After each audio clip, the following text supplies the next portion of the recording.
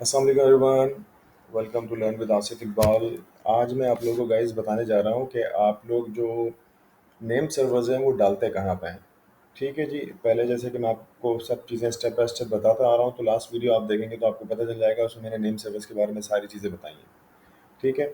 इधर मैं आपको नेम सर्वर्स के बारे में बता दूं कि नेम सर्वर जब आप किसी और होस्टिंग कंपनी पे जा रहे होते हैं तो आपके पास प्राइमरी और सेकेंडरी नेम सर्वर्स होने चाहिए, जो कि आप एक कंपनी से, जो आपकी होस्टिंग कंपनी होगी वो आपको दे देगी। यहाँ मैं ये मान के चल रहा हूँ कि एक होस्टिंग कंपनी से मैंने पैकेज बाय कर लिया है। वो मैं जैसे आपको बता चुका हूँ कि डीमैप की स्टूडेंट बंडल ऑफर है, वो मेरे पास उसके डीएनएस मौजूद हैं, तो एक कंपनी आपको डीएनएस पहले से दे देगी जी। ठीक है। अब देखें, ये जो होस्टिंगर है, ये मैंने आपको इसका भी लिंक दिया हुआ है कि अगर मेरे लिंक से आप परचेज करेंगे तो आपको 20% डिस्काउंट मिलेगा। तो ये मेरी होस्टिंगर अकाउंट, मतलब होस्टिंगर का पैनल है। मैंने क्या किया, मैं डायरेक्टली अपने अकाउंट में चला जाता हूँ। जब मैं अपने अकाउंट में जाऊँगा अपनी ईमेल से, तो ये बेसिकली एच पैनल खोल देगा। इनका जो सी पैनल है, इसको ये होस्टिंग पैनल यानी कि एच पैनल बोलते हैं जी। ठीक है। तो आप इस तरह से ये होस्टिंगर के पैनल के अंदर आ जाएंगे।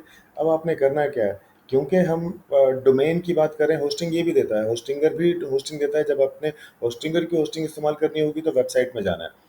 लेकिन यहाँ जब हम बात कर रहे हैं, हमें तो होस्टिंग हमने किसी और एक सर्वर लिया हुआ है, वहाँ से हमने उसको यूज़ करते हुए काम करना है। तो हम कहाँ जाएंगे, हम जाएंगे डोमेन में। और जब डोमेन पे क्लिक कर देंगे, बाय डिफ़ॉल्ट वो डोमेन पोर्टफोलियो को ऑन कर देगा। अब देखें, डोमेन डोमेन पोर्टफोलियो में जो डोमेन्स हैं आपके यहाँ आए हुए हैं, ये दो डोमेन अभी मैंने इस होस्टिंगर के अकाउंट से लिए हुए हैं। तो आपके सामने एक देखें, आसिफ इकबाल डॉट साइट के नाम से मैंने एक टेस्टिंग डोमेन लिया हुआ है। अब मैं क्या करता हूँ, मैनेज पे चला जाता हूँ। जब मैं मैनेज पे जाऊँगा गाइस, तो देखें यहाँ पे आपको डीएनएस और नेम सर्वर दिख रहा है उल्टे हाथ पे। ये देखें, ये नज़र आ रहा है। आपने क्या करना है, इधर चला जाना है। जब आप यहाँ पे आ जाएंगे गाइस, तो देखें ये नेम सर्वर ऑलरेडी आ रहे हैं। अब ये नेम सर्वर मैंने पहले ही डाले हुए हैं, जो मेरी अपनी कंपनी के हैं, मतलब जो मेरी अपनी होस्टिंग कंपनी है उसके ही हैं ये। तो अगर आपने वो चेंज करने हैं तो आप क्या करेंगे, आप चेंज पे क्लिक कर देंगे। जब चेंज पे आपने क्लिक किया, तो आप देख रहे हैं कि वो नीचे ऑप्शन दे रहा है कि भाई इसको चेंज कर दो।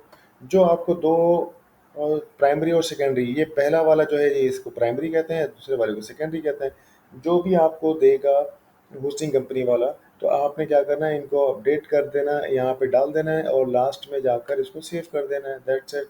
आप जब सेव करेंगे, तो अभी तो मैंने चेंजेस की, ये सेव का ऑप्शन आ रहा है यहाँ। जब सेव कर देंगे तो वो आपको बोलेगा, क्योंकि वो एक सेंसिटिव इन्फॉर्मेशन है, तो वो आपको एक अलर्ट देगा कि जी ये सेंसिटिव इन्फॉर्मेशन है, हो सकता है आपकी ये कोई और कर रहा हो, या इसकी वेबसाइट, इसकी वजह से आपकी साइट चलना बंद हो जाए। आप उसको ओके कर दीजिएगा। दूसरी बात ये आएगी, वो बोलेगा कि जी आपका ये डीएनएस, ये जो नेम सर्वर है, इसको प्रोपेगेट होने में 24 to 48 आवर्स लगेंगे। आप उसको भी ओके कर दीजिएगा। और आपको यूजली होस्टिंगर का जो ये नेम सर्वर रिजॉल्व होने का टाइम फ्रेम होता है, ये हाफ एन आवर से लेके 1 घंटे तक होता है। तो आप 1 घंटे भी इंतज़ार करेंगे तो आपके डीएनएस रिजॉल्व हो जाएंगे, और फिर वो जो आपका डोमेन है वो नई होस्टिंग पे पॉइंट करना शुरू कर देगा। इसके बाद आपका जो सी पैनल आपको होस्टिंग कंपनी बना के देगी, वो वर्किंग में आने लगेगा। ठीक है जी। ये एक छोटी सी वीडियो थी जहां मैंने डेमोन्स्ट्रेशन दी कि आप किस तरह से अपने डीएनएस को या नेम सर्वर्स को डालेंगे अपने डोमेन पैनल में या डोमेन रजिस्ट्रार में। ठीक है। बहुत बहुत शुक्रिया। Thank you very much.